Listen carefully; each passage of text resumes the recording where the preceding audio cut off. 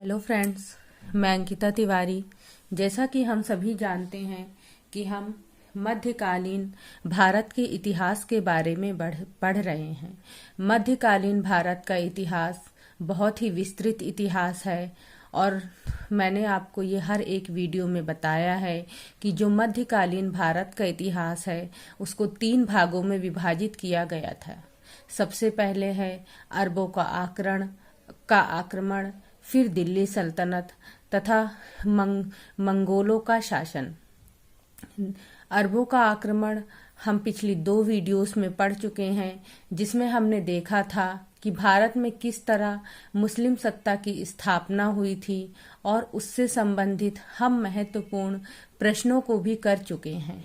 आज इस वीडियो में हम मध्यकालीन भारत के दूसरे भाग दिल्ली सल्तनत के बारे में पढ़ेंगे। दिल्ली सल्तनत पे अनेक वंशों ने राज किया था, जिसका सबसे पहला वंश था गुलाम वंश, जिसके बारे में आज हम पढ़ने जा रहे हैं। दिल्ली सल्तनत।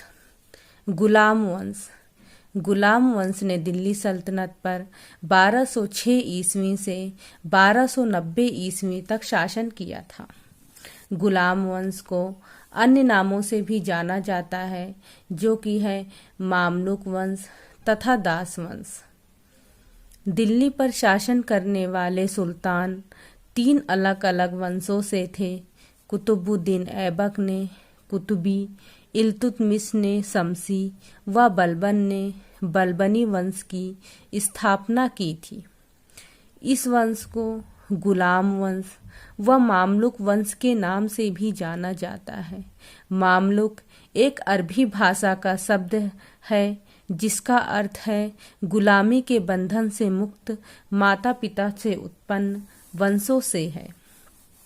मामलुक वंश के कुल 11 शासकों ने 84 वर्षों तक शासन किया था। गुलाम वंश के प्रमुख शासक कुतुबुद्दीन ऐबक।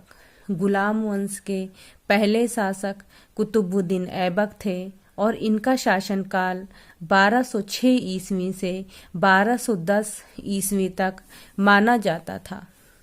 कुतुबुद्दीन ऐबक दिल्ली का प्रथम तुर्क शासक था। कुतुबुद्दीन ऐबक ने मलिक और सिपहसालार की पदवियां ग्रहण की थी। कुतुबुद्दीन ऐबक ने कोई भी सुल्तान की उपाधि धारण नहीं की थी तथा कुतुबुद्दीन ऐबक ने 1206 से 1210 तक लगातार लाहौर में शासन किया था तथा कुतुबुद्दीन ऐबक की जो राजधानी थी वो भी लाहौर ही थी। कुतुबुद्दीन ऐबक को लाख बख्श भी कहा गया है, क्योंकि जो कुतुबुद्दीन ऐबक था वह बहुत ही दानी शासक माना जाता। कुतुबुद्दीन ऐबक ने प्रसिद्ध सूफी संत ख्वाजा कुतुबुद्दीन बख्तियार काकी के नाम पर दिल्ली में कुतुब मीनार की नींव रखी, जिसका कार्य इल्तुतमिश ने पूरा कराया। आरम शाह, जिनका शासनकाल 1210 ईस्वी माना जाता है। आराम शाह जो थे वो कुतुबुद्दीन ऐबक के उत्तराधिकारी माने जाते थे तथा आराम शाह एक अक्षम और आराम तलब व्यक्ति था। कहा जाता है कि कुतुबुद्दीन ऐबक के बाद आराम शाह ने शासन की सत्ता संभाल ली थी, लेकिन उसके बाद जो दिल्ली के जो तुर्क सरदार थे उन्होंने इल्तुतमिश को सत्ता सौंप दी थी। शमसुद्दीन इल्तुतमिश, जिसका शासनकाल 1210 से 1236 ईस्वी तक माना जाता है। इल्तुतमिश का अर्थ साम्राज्य का स्वामी है। इल्तुतमिश या अल्तमस इलबरी तुर्क तक का था। उसका पिता इलाम खान इलबरी जनजाति का था। जो इल्तुतमिश थे ये कुतुबुद्दीन ऐबक के गुलाम थे तथा कुतुबुद्दीन ऐबक के प्रशासन में इनको अनेक पद सौंपे गए थे तथा कुतुबुद्दीन ऐबक इन पे बहुत विश्वास भी करते थे। कुतुबुद्दीन ऐबक द्वारा इल्तुतमिश को अमीर ए शिकार का पद दिया गया तथा कुतुबुद्दीन ऐबक ने अपनी एक बेटी की शादी भी इल्तुतमिश से करा दी थी। भारत में तुर्की राज्य का संस्थापक इल्तुतमिश ही था। इल्तुतमिश ने इक्ता व्यवस्था को शुरू किया। इक्ता एक अरबी शब्द है जिसका अर्थ भूमि है। यह भूमि इक्ता तथा इसे लेने वाले इक्तादार कहलाते थे। जो इक्ता व्यवस्था थी वह इस तरह से थी कि लोगों को नगद वेतन के बदले भूमि दी जाती थी। इल्तुतमिश ने चांदी के टका तथा तांबे के जीतल का भी प्रचलन किया था। इल्तुतमिश दिल्ली का प्रथम शासक था जिसने सुल्तान उपाधि धारण कर स्वतंत्र सल्तनत को स्थापित किया। तुर्क सरदारों के एक दल चालीसा का गठन किया था तथा इल्तुतमिश को भारत में गुंबद निर्माण का पिता भी कहा जाता है। उसने सुल्तानगढ़ी मकबरा अपने पुत्र नासिरुद्दीन की कब्र पर तथा मोहम्मद गौरी के नाम पर मदरसा ए मोइजी दिल्ली में बनवाया था। दिल्ली को राजधानी बनाने वाला प्रथम सुल्तान इल्तुतमिश ही था। उसके बाद इल्तुतमिश की मृत्यु हो जाती है तथा इल्तुतमिश की मृत्यु के बाद जो शासन के जो 30 वर्ष होते हैं वो बहुत ही संघर्षपूर्ण थे तथा इल्तुतमिश के बाद इल्तुतमिश की बेटी रजिया सुल्तान ने शासन किया, जिन्होंने 1236 ईस्वी से 1240 ईस्वी तक शासन किया। रजिया सुल्तान दिल्ली की प्रथम व अंतिम मुस्लिम महिला शासिका थी। माना जाता है कि जो रजिया सुल्तान थी वह प्रथम मुस्लिम शासिका थी तथा वह एक बहुत बहादुर शासिका भी थी। वह जब दरबार में बैठती थी तो वह पुरुषों के वस्त्र धारण किए रहती थी। रजिया ने अबिसिनिया निवासी एक गुलाम मलिक जलालुद्दीन याकूत को अमीर ए आखुर अर्थात अश्वशाला प्रधान के पद पर नियुक्त किया था। रजिया सुल्तान ने भटिंडा के सूबेदार अल्तुनिया से शादी कर ली, जिसकी बहराम शाह ने 13 अक्टूबर 1240 को हत्या कर दी थी।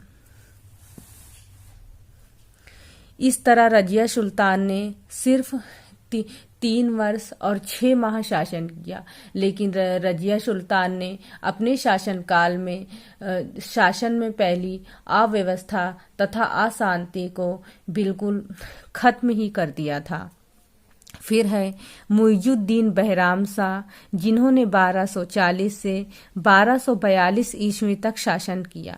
इनके शासनकाल में 1241 में मंगोलों का आक्रमण अलाउद्दीन मसूद शाह, इन्होंने 1242 से 1246 ईस्वी तक शासन किया तथा इनके शासनकाल में समस्त शक्तियां 40 सदस्यों के पास थी। सुल्तान नाम मात्र के लिए ही था। ये वही 40 सदस्य हैं जिनका गठन इल्तुतमिश ने किया था। नासिरुद्दीन महमूद, इनका शासनकाल 1246 से 1265 ईस्वी तक माना जाता है।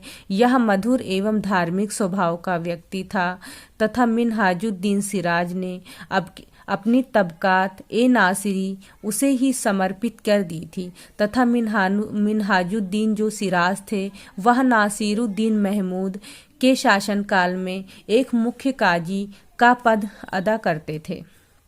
नासिरुद्दीन महमूद के शासनकाल में समस्त शक्ति बलबन के हाथों में थी।